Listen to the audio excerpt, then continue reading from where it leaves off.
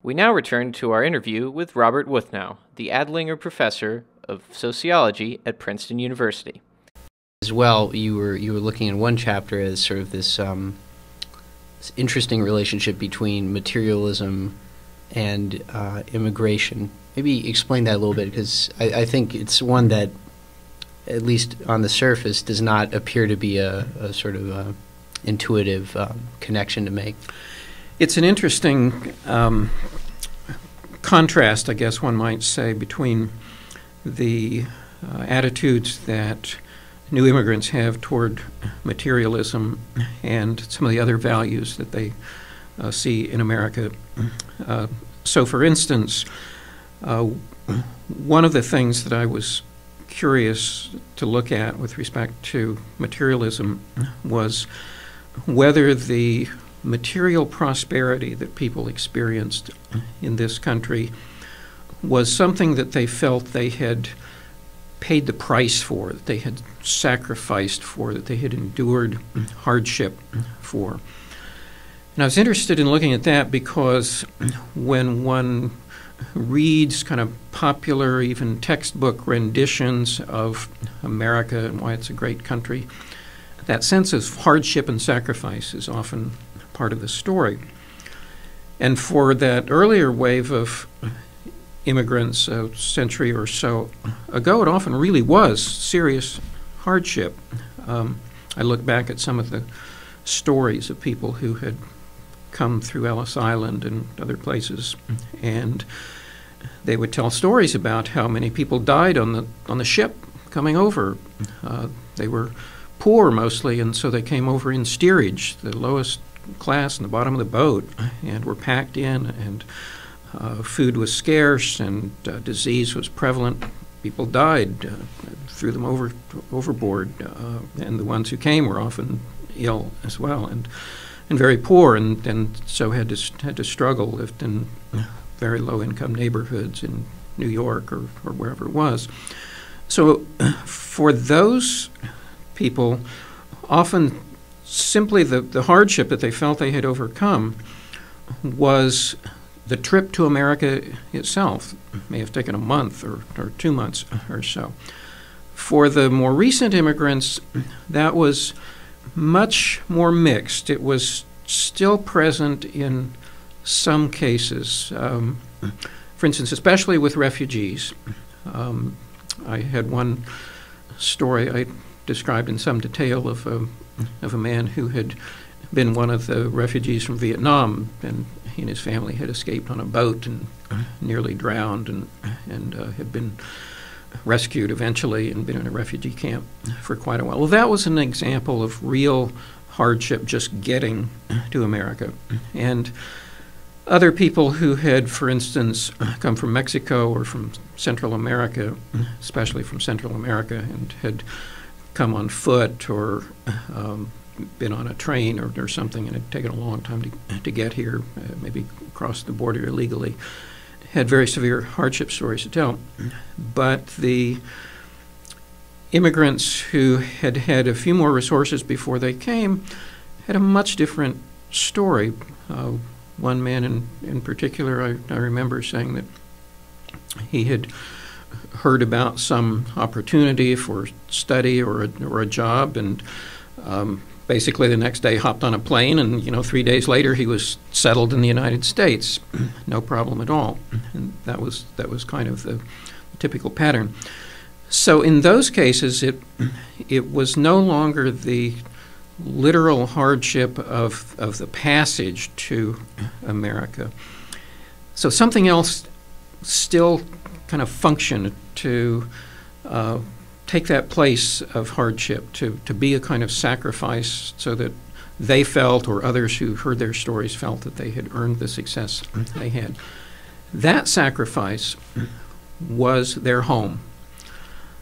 They, to a person, no matter where they'd come from, said, we love being here in America, but we had to give up our home to be here. And sometimes they meant that quite literally. If they had come from Cuba, or if they'd come from Palestine or some other place where they literally couldn't go back to their home, they'd been forced out of their home.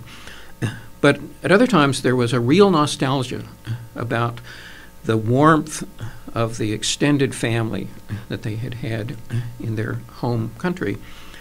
And although they had reestablished a home, of course, a family here in this country, they felt that it was never going to be the same, and they also kind of felt that their children might not realize what they had given up. So they saw America in a very mixed way. It was a place where they could have materialism, and we could say more about that. There was ambivalence just about materialism too. But even the part of the material benefits that they had experienced that they liked, they still felt that they had made a serious sacrifice, and that sacrifice was their home.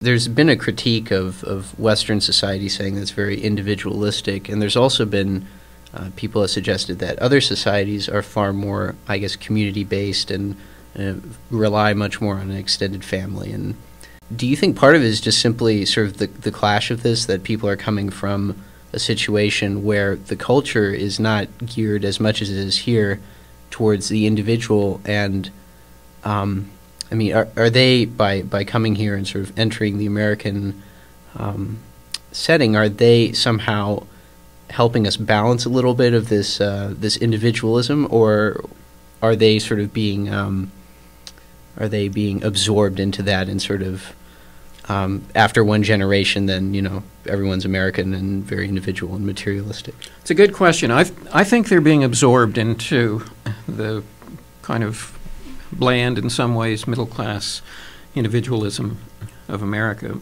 And the reason for saying that is that we ask them a lot of questions about, kind of not directly, but at least trying indirectly to get at their sense of whether they were kind of self-made persons who had achieved everything on their own and had to be individualistic to do it, or whether they felt that they had gotten by with little help from their friends. And as it turned out, their stories mostly focused on being a self-made person. They talked about especially how hard they had worked and how they had, you know, studied, or how they had sacrificed free time, or once again, how they had sacrificed their family of origin or their siblings, even if they lived in this country. And so in that sense, they were kind of repeating the classic American story of individual self-made success, no longer strictly the self-made man, as was true a century ago. Now it was the self-made woman as well as the self-made man.